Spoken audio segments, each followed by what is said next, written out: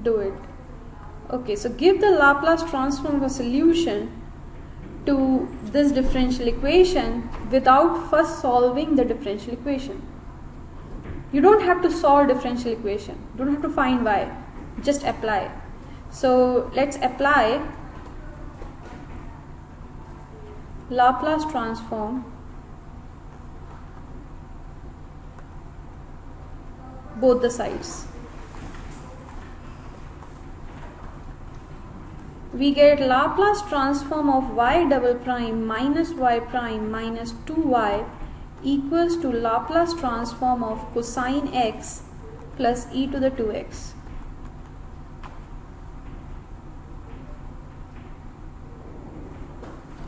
Now we can split this as Laplace transform of y double prime minus Laplace transform of y prime minus 2 times Laplace transform of y equals to Laplace transform of cosine x plus Laplace transform of e to the 2x.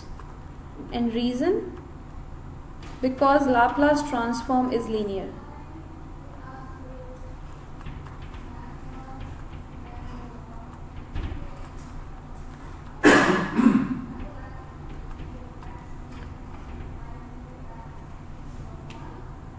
Okay, we do have a formula of Laplace transform of y prime, which is nothing but minus y at 0 plus s times Laplace transform of yx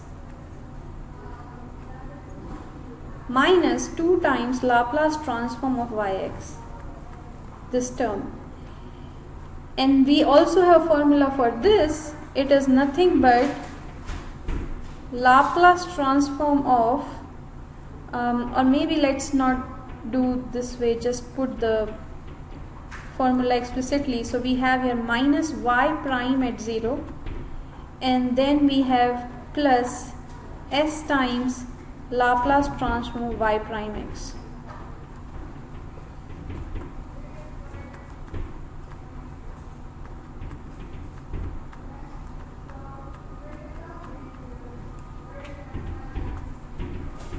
Okay, so I will convert this further into this form. So the final expression, which just involves Laplace transform of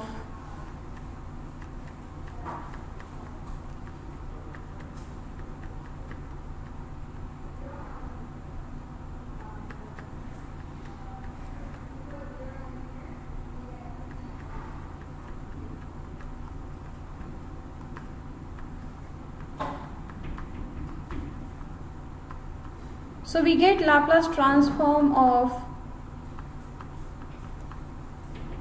y prime as again I have plugged back the value of Laplace transform of y prime in terms of Laplace transform of yx here.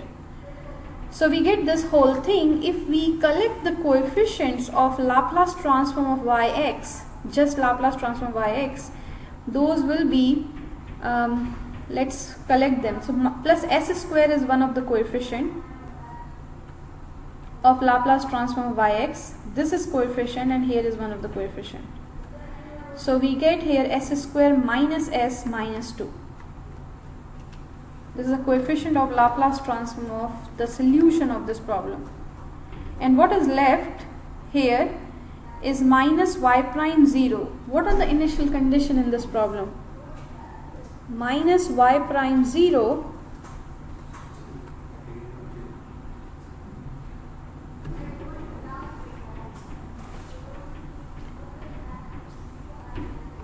so these are the initial conditions. So that means y0 is negative 1 and y prime 0 is 2, so we will get negative 2, and this is whole is equals to, what is the Laplace transform of cosine x?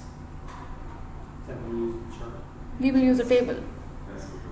So table, using the table, let me pull the table up here. So this is your week 4.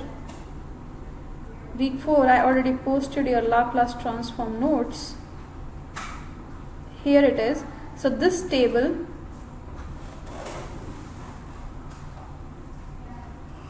So Laplace transform of cosine x, you can use this one, right? A is 1, s over s square plus 1. So this one we will use s over s square plus 1. So let's go back. Okay, so it's already in this. So it was this. So s over s square plus 1. What is the Laplace transform of e to the 2x? Again from table, 1 over s minus 2. You can get it from a table. We also derived this yesterday. So this is there. Now we will simplify this for Laplace transform of a solution. So we get Laplace transform of yx is equals to s over s square plus 1 s square minus s minus 2 plus 1 over s minus 2 s square minus s minus 2 plus 3 over s square minus s minus 2. It should be s squared plus s minus 2. Let's go back and see. So what is the characteristic polynomial of this differential equation? It's What's the characteristic polynomial? it's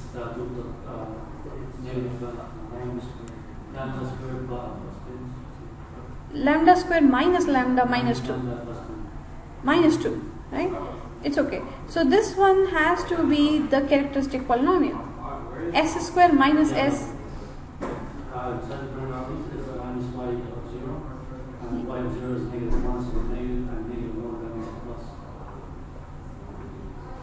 So negative y0 minus sign outside made it plus y0. If you go down to the s instead of minus y0. Yeah, No, down. here. Next to the left. This to the left. Okay, here. Yeah. So it's negative y0. So that's y0 is negative 1 and minus. Oh, right. So minus 1 and minus 1. This become plus 1. So s. So 1 plus s we are missing here. That's what you're saying. So inside the parentheses is Here? s squared plus s. No. The thing is, you notice a good point here. You notice this term we didn't even take in account in the calculation, but this is basically the plus s term which we didn't. That's right. You did notice there is a term which we missed here in the left hand side. So no worries, I will add this s back up here. Well, it would become then minus s, because when it comes to the right, it will be minus s. That's it. But this is important, that this has to be equals to characteristic polynomial. Eventually, it always turns out to be. And there is a term of y0 which was here multiplied by s. So we have to put plus s, which comes on the right, will become negative s. So this will be the answer for this problem. So in this problem we didn't. So what is the significance here? As you can see, if you have done this problem by method of undetermined coefficient, right, and all that stuff, so you would, after finding particular solution and adding, you will plug initial condition to get C1, C2. But in Laplace transform, you are incorporating the initial condition initially only, right up here. And you are getting a Laplace transform of a solution. Now, if problem is asking to find the solution, then you will inverse, see the table, invert this back into the function of x. And that will be the solution of the problem. So right now, the problem was just asking you give the Laplace transform of the solution. Problem was not asking you give the solution to the problem. And you're saying right off the bat, when you say that, you can just take the characteristic polynomial and just throw that in front of the... No, you don't have to do the characteristic polynomial if it's asking Laplace transform. If it's not asking Laplace transform, then you just go ahead and do with your method, like method of undetermined coefficient and characteristic polynomial, add the particular solution, apply initial condition and get the solution. But if I ask you give the Laplace transform of the solution, then you have to go over to this and get a Laplace transform.